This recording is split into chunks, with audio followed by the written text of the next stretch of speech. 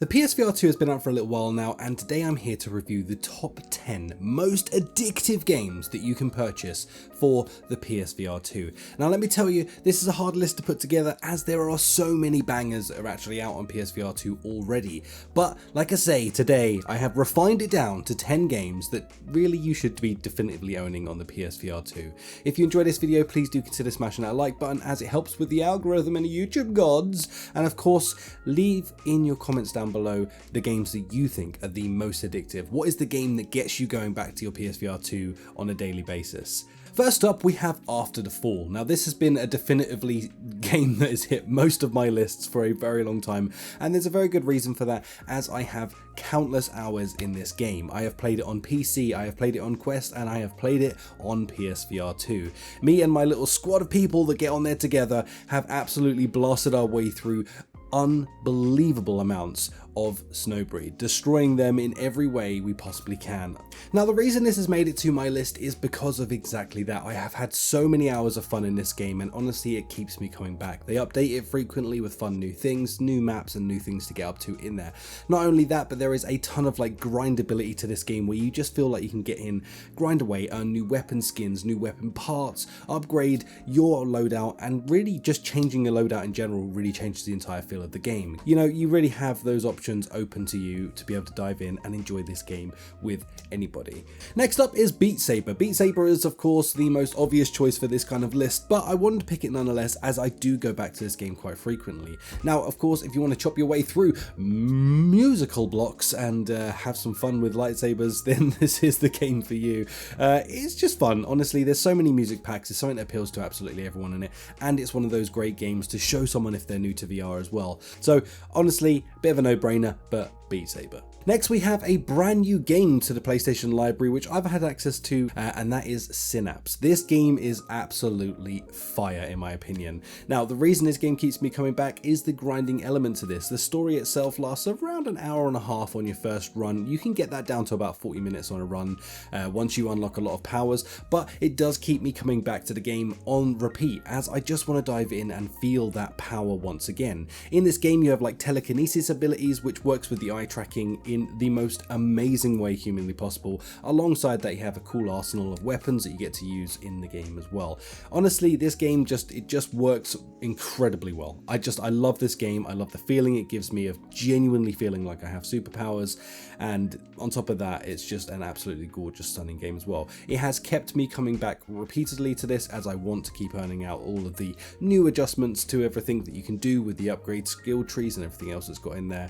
It just keeps me coming back, and so far this has made it into definitely my addictive list because I keep going in there each night just to do a run and have some fun in there. So I'd love to know your opinions on this as it is a brand new game, so yeah, let me know. Now for the sword fighter in you, we have Swordsman VR. Now this is definitely one of my top games as I, work for the studio, but not only just that, because I absolutely love this game and it has a ton to be doing in there. Now in this game you have a full campaign that you can do. There's 3 additional bosses. You have sandbox mode, arena mode, you have a range to be able to chain with your ranged weapons, and you have a bunch of other bits that you can get up to in as well as modifiers and fun things that you can get up to just to keep you busy in this game. There is enough in this to keep you coming back for more on repeat. Just changing your weapon style and replaying the campaign can absolutely adjust how it feels in the game, so this has something for everyone to keep coming back into. Not only that, but it is really one of the most realistic sword fighting games that you can currently get in VR. Next up we have The Walking Dead Saints and Sinners. Chapter 1 and 2 are going to be involved in my segment here as they both really count as a singular game in my opinion, as it's a continual story between the 2 games and the experience is very similar across 2 games. I have so many hours in this game, it's ridiculous, as I love to explore in it, I love to do the story, I like to do all the side missions, and honestly I just like to be in that world. It's just insanely immersive and fun to get into, no matter what your playstyle is, whether you want to get spooked out or whether you want to just go hardcore and destroy everyone. Honestly, your playstyle is your playstyle when it comes to this game. It adapts to you and you're going to have a great time in there. So definitely a high recommend from me, and of course this is based in the universe of The Walking Dead, but no affiliations to any of the existing stories in there, which just makes it even better in my opinion because it's creating its own existence within that universe, but still harnessing the benefits of the Walking Dead universe. So a massive definite recommendation from me. Go get this one in your life. Next, we have an addictive little game. Now this game is called Knock. This game had me hooked from the second that I started playing it.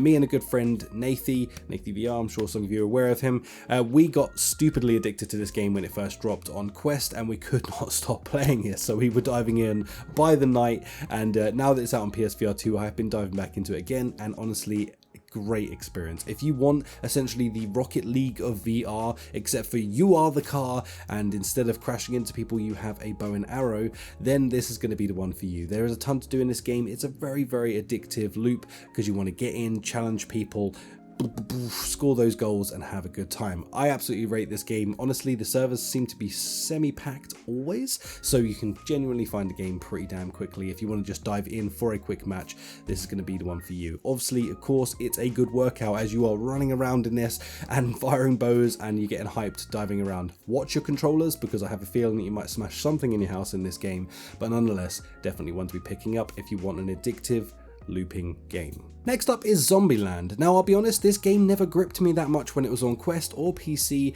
as I never got the time to really dive into it, but I did pick this up when it came to PSVR 2, and honestly I haven't regretted my choice since. This has a great loop to the game and you just want to keep pushing yourself to improve your scores. In this game you go in on kind of a rail shooter, essentially shooting the zombies. If you get the double taps in the head you slow down time, and you can also increase your adrenaline, which gives you like a score like decrease at the end. Now the reason I've been so addicted to this is I just want to beat my friends' scores, so I get in there, go on those global leaders, and I'm like, yes, I'm going to smash that out. Then you go onto your friends' charts, I'm going to beat all of those guys as well, and I just can't stop playing it for that reason. It's absolutely a blast to play. When I get in there, I intend on spending 10 minutes, and all of a sudden an hour has zipped by, and it keeps me coming back, which is why it's made it to this list, and definitely one for you to check out. Now, it's not too expensive of a game, and it does give you a lot for what you have in there with customizability to your weapons, an upgrade skill path, and of course a bunch of stuff to do in there. So definitely worth doing, definitely worth jumping into, and definitely worth checking out. Next up is another no-brainer in my opinion, but that is Pistol Whip. This, in the same way of Beat Saber, it's kind of one of those staples of VR at this point, and there's a good reason for it, as Pistol Whip is one of the best examples of a music game in my opinion. Even I think it exceeds Beat Saber in my opinion, for me at least. As you get in there, you feel like John Wick, and you've just got that banging music going on. There is a ton of tracks in this to do now. There's the contracts that keep you busy as well on the regular jumping in, and honestly, it's just stupidly addictive to jump in and enjoy yourself being an absolute freaking badass. I feel like such a hero when I play this game. I'm just going through, destroying absolutely every enemy. I like playing us on the hardest mode as well, and I want to challenge myself every time with a bit of realism to the shooting, and it just makes you feel like an absolute badass while listening to some absolutely epic music. They continually update this as well, which is just fantastic, and of course free updates, we like those. So definitely want to be picking up if you want to bang for your buck, and also just to feel like an absolute badass in an awesome game. Pistol Whip, get it in your life. Next up we have No Man's Sky. Now this game has some flaws, and I want to be quite clear about that right from the get-go. This game does have some flaws in the sense that it's really not graphically that brilliant just yet. They did do a massive overhaul of this when it came to PSVR 2, and they did one more patch after that again, which did make it even better, but it's still by no means perfect, and I do want to be pretty obvious about that before you buy into this game. Now, there are some flaws in this, but still, even with those flaws, I cannot help but play this game, as exploring just endless worlds of galaxies and planets, oh my god, it's so good. And getting in there, exploring it with all these vastly different things, creating, crafting, building, and it just has so much of an exploration to this that it just captivates me every single time I go into this. And it's another one of those, I go in there thinking I'll just do half hour, and then before you know it, like 4 hours have gone by, your controllers have run out, and you're like, okay whoa, I have spent my entire evening doing this. So I definitely recommend this as an addictive one, because it does keep me coming back. Even through its flaws, it still keeps me locked in. If you already own this game as a flat game, then of course you have it in VR as well at this point. Definitely get this game if you're interested in that space exploration, but know going into it that it's not graphically the best looking at the moment, but I do think they'll improve that. If there's one thing that No Man's Sky has proven over the years, is that they do look after their community and they do listen to the community, so they will be upgrading this in the future. Last up on this list is Gran Turismo. Honestly, this game had me hooked. Now, I am by no means a racing sim enthusiast.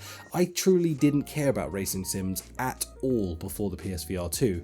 But when the PSVR 2 was coming out, I said to myself, you know what, I'm going to try this because I'd heard some good things about this game coming out. So I bought myself a steering wheel and some pedals, and I was like, I'm just going to go for this and see what it's like.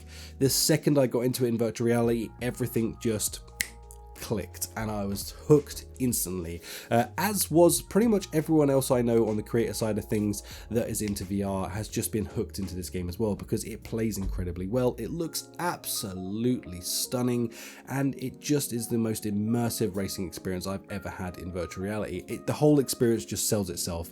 Not only that, but there is such a wealth of content in this, whether you want to play absolutely solo the entire way through, or you want to do a bunch of unlocks and then get in with some friends and do some races, which I can tell you I've been involved in a few race nights with friends, and they are just so much fun because it's just a laugh. You get to throw some banter at each other, you get to race against each other, and you know, occasionally you get to win. I don't win that often because I'm not great at it, but still I enjoy the experience nonetheless, and it has kept me coming back on the repeat. So again, if you own this game in flat, get this game in your life in your VR headset because it's completely worth it. Even if you play this on pad, which I have done in the past, it still works phenomenally well and still has that immersion value to it that is completely worth jumping in on. And I think it's kind of one of those things where it might just make you want to invest in a wheel eventually because you want the truest immersion at the end of this.